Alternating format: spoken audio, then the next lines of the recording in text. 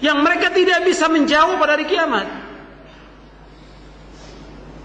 Ma la yastajibu lahu wa hum an du'ain ghafilun. Dan nanti apabila dikumpulkan manusia di hari kiamat, dikumpulkan, mereka akan mengingkari. Kenapa mereka disembah? Nabi Isa akan mengingkari, kenapa saya disembah? Semua nabi-nabi dan orang soleh yang disembah, mereka mengingkari pada hari kiamat. Saya tidak pernah menyuruh mereka untuk menyembah saya. Jadi Allah mengatakan dalam Al-Quran bahwa mereka yang menyembah kepada selain Allah adalah orang yang sesat. Jadi ini kesyirikan masih ada di tengah-tengah kaum muslimin. Dengan alasan itu tawassul, dengan alasan mereka orang soleh, dengan alasan mereka wali, mereka dekat dengan Allah atau yang lainnya. Semua bentuknya kesyirikan. Kita tidak boleh mengadakan perjalanan kecuali 3 tempat. Kata Nabi, la tushaddur rihalu illa thalathat masajid. Tidak boleh mengadakan perjalanan ke 3 tempat. Masjid Nabi, Masjidil Haram, kemudian Masjidil Aqsa. Tapi mengadakan safar dengan alasan tempat itu mengandung barokah, keramat, tidak boleh. Kecuali 3 tempat kata Rasulullah. Ini akidah Islam, akidah kaum mukminin. Makanya kita dakwakan terus tentang tauhid ini. Dan ingat, kalau kita umpamanya setelah kita mendakwakan dakwah tauhid, kita dimusuhi oleh umat. Semua nabi, semua rasul dimusuhi oleh umatnya dengan sebab mereka mendakwakan dakwah tauhid. Semua nabi, semua rasul dimusuhi oleh umatnya, sampai ada nabi yang dibunuh oleh umatnya. Karena apa? Karena mereka mendakwakan dakwah tauhid, melarang umat dari berbuat syirik. Nabi SAW diusir dari Mekah. Karena apa? Karena mendakwakan dakwah tauhid. Sahabat Bilal, Sumayyah, Ammar bin Yasir disiksa sampai dibunuh. Karena apa? Karena mendakwakan dakwah tauhid, menjauhkan orang berbuat syirik. Teguh dia dengan syahadat asyhadu an la ilaha illallah wa asyhadu anna muhammadar rasulullah. Tidak bergeming sedikit pun juga, meskipun disuruh untuk berbuat syirik. Bilal ditimpa dengan batu yang besar di tengah padang pasir, tidak bergeming sama sekali, tetap. Dan banyak sahabat seperti Khabbab bin al-Arat, ketika kena sama tuannya supaya dia murtad dari agama Islam karena dia mendakwakan dakwah tauhid untuk menyembah Allah saja, tidak mau menyembah patung, disiksa dengan apa? Disiksa dengan besi panas. Sampai Khabbab bin al-Arat datang kepada Rasulullah, kapan datangnya pertolongan Allah? Kapan datang pertolongan Allah? Apa kata Khabbab bin al-Arat? Sesungguhnya pertolongan Allah itu dekat. Akan tapi kalian ini tastajilun, terburu-buru. Sebelum kalian dulu ada orang yang disiksa oleh kaumnya, dibelah ini, kepalanya digergaji sampai belah 2. Tetap dia untuk mentauhidkan Allah. Di antara mereka yang disetrika kulitnya, dagingnya hancur dengan sebab mendakwakan dakwah tauhid, dan mereka tidak mundur sedikit pun juga. Jadi, ikhwan fillah, azakumullah, tauhid ini yang paling penting kita dakwakan sebelum yang lainnya. Makanya kalau kita khutbah Jumat, ceramah tentang tauhid, setahun aja belum habis. Buktinya apa? Nabi Muhammad 23 tahun dakwah tauhid. 23 tahun. Sampai Nabi sallallahu alaihi wasallam, perhatikan.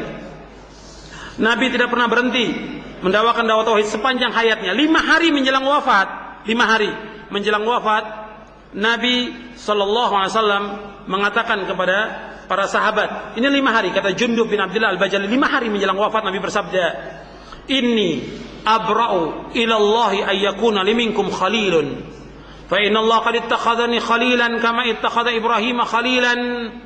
Walau kuntu muttakhidan min ummati khalilan lattakhadtu Aba Bakrin khalilan. Ala wa inna man kana qablakum kanu yattakhiduna qubur anbiya'ihim wa salihin masajid. Ala fala tattakhidul qubur masajid. Inni anhaakum an dzalik." Nabi bersabda, "Sungguh aku berlepas diri kepada Allah jika di antara kalian menjadi seorang khalil kekasihku.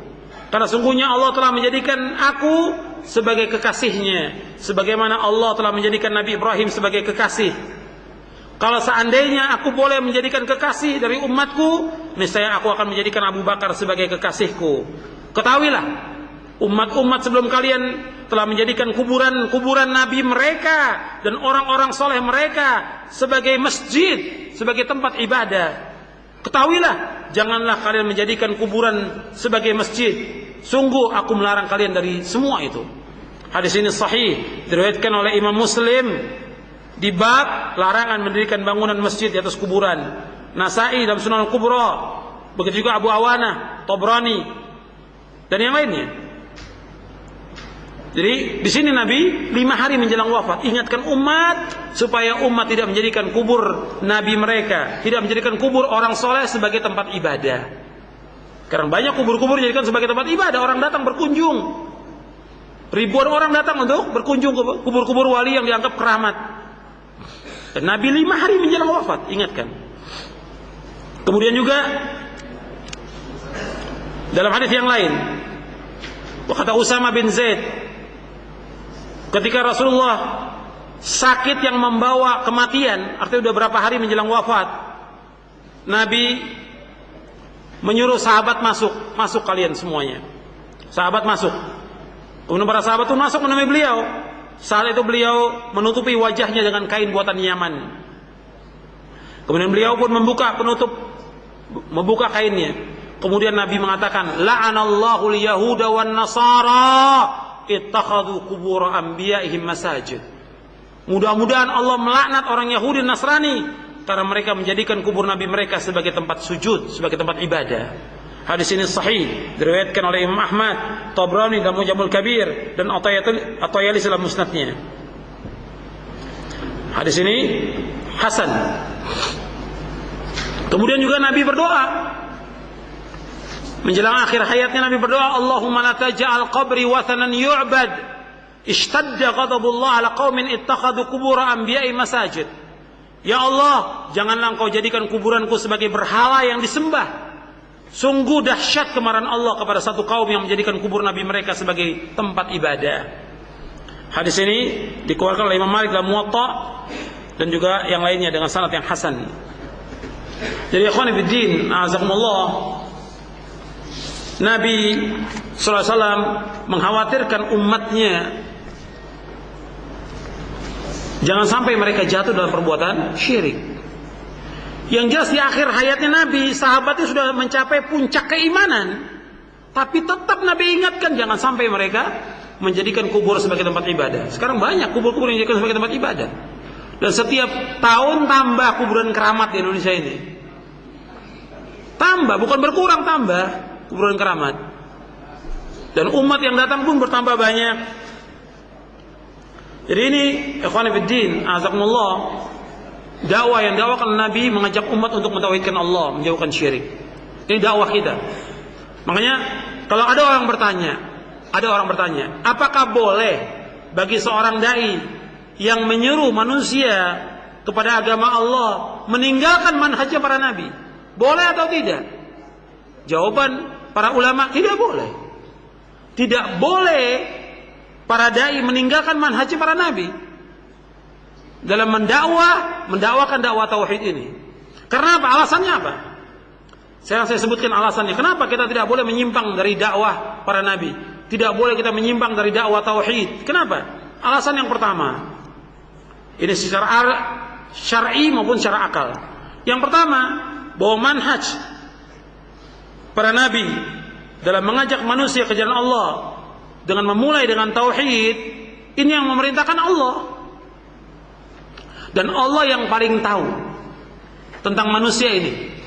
Dari mulai mana kita memulai dakwah ini supaya diterima oleh umat, dari mana kita harus mulai? Allah yang Maha tahu. Dan Allah menyuruh nabi-nabinya semuanya sama untuk memulai dakwah ini dengan tauhid. Itu yang pertama, alasan yang pertama. Bahwa Allah yang tahu tentang makhluknya. Ala ya'lamu man khalaq wa huwal latiful khabir.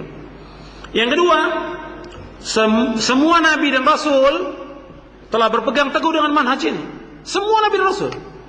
Tidak ada seorang nabi pun memulai dakwahnya dengan politik, tidak ada. Tidak ada seorang nabi pun memulai dakwahnya dengan fikih, tidak ada.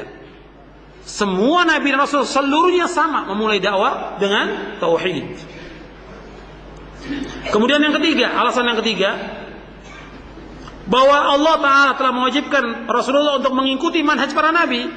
Ulaika alladzina hadallah fabihudahu muqtadi. Mereka adalah orang-orang yang memberikan petunjuk, maka adalah kamu mengikuti petunjuk mereka. Mengikuti petunjuk para nabi.